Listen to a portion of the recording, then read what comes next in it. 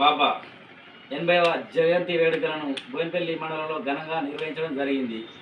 ఈ కార్యక్రమంలో గవిపల్లి స్వామి ఆయనను పార్టీ బాధ్యతల గురించి అడిగి తెలుసుకున్నారు. సంత్ ఖర్గే మహారాజ్ గారి జయంతి 80వ జయంతిని ఈరోజు బోయినపల్లి మండల కేంద్రంలో ఘనంగా నిర్వహించుకోవడం జరిగింది.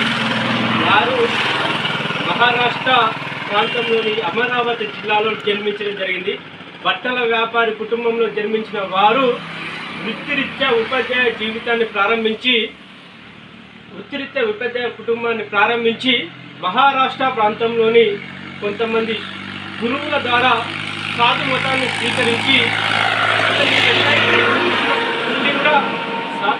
స్వీకరించి మహారాష్ట్రలోని అనేక ప్రాంతాలలో తన శిష్య బృందంతో కలిసి మహారాష్ట్ర గ్రామాలలో కలదిరుగుతూ ఆ గ్రామాలను పరిశుభ్రంగా ఉంచాలన్న ఒక కాన్సెప్ట్ తోటి ఒక 1978 అతను జన్మించిన ఏదైతే వండుకునే గిన్నె ఏదైతే ఉంటుందో మట్టి పాత్ర ఏదైతే ఉంటుందో ఆ మట్టి పాత్రను తన తలపైన పెట్టుకొని ఇంకొక చేతిలో చీపిరి పట్టుకొని ఉన్న పరిస్థితులలోనే ప్రతి గ్రామానికి వెళ్ళి గ్రామాన్ని పరిశుభ్రంగా ఉంచాలని ఒక సంకల్పంతో మహారాష్ట్ర ప్రాంతంలో అనేక గ్రామాలను పరిశుభ్ర వాతావరణంలో తీసుకెళ్తూ దాంతోపాటు దేశంలో ఉన్న అనేక ప్రాంతాలను తిరుగుతూ గ్రామాలన్నీ స్వచ్ఛంగా ఉండాలి, ఇలాంటి దానికి తావు లేకుండా వారు మాంసానికి మద్యానికి వ్యతిరేకంగా ఆధ్యాత్మిక కార్యక్రమంలో పాల్గొంటూ తన శిష్య బృందంతో అనేక కార్యక్రమాలు నిర్వహించింది.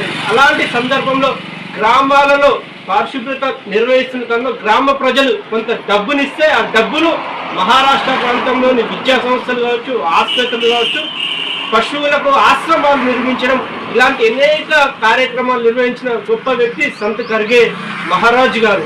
వారి జయంతి సందర్భంగా కేంద్ర ప్రభుత్వం 2020-21లో సంత్ ఖర్గే మహారాజ్ స్వచ్ఛ అభియాన్ అనే కార్యక్రమాన్ని కేంద్ర ప్రభుత్వం ప్రారంభించడం జరిగింది.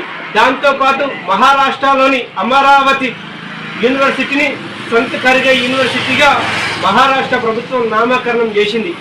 వారి యొక్క జయంతిని పురస్కరించేది మహారాష్ట్ర ప్రభుత్వం ప్రతి సంవత్సరం కూడా ఏదైతే స్వచ్ఛ గ్రామాలు ఏదైతే ఉంటారో దాన్ని ఎంపిక చేసుకొని దానికి అవార్డులు కూడా ఇవ్వడం జరుగుతుంది.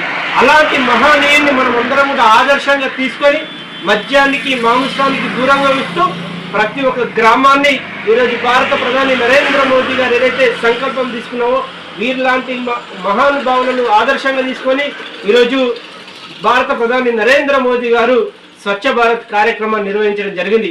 ప్రతి ఒక్క యువత కూడా కొంత సమయాన్ని తన గ్రామాలకు ఇచ్చి ఆ గ్రామాలను పరిశుభ్రంగా ఉంచుకోవాలని కోరుకుంటూ వారి యొక్క జయంతి సందర్భంగా ఈ రజక జాతి వారిని ఎప్పుడు కూడా కలుసుకుంటూ రజక జాతి యువత కూడా సమాజంలో సేవ చేయడానికి ముందుంటారని భావించుకుంటూ వారి యొక్క జయంతిని పురస్కరించుకొని రజక జాతి కుటుంబ సభ్యులందరికీ భారతదేశంలో ఉన్న సంత్ మహారాజ్ అభిమానులందరికీ కూడా వారి జయంతి శుభాకాంక్షలు తెలియజేసుకుంటూ ఉన్నాం.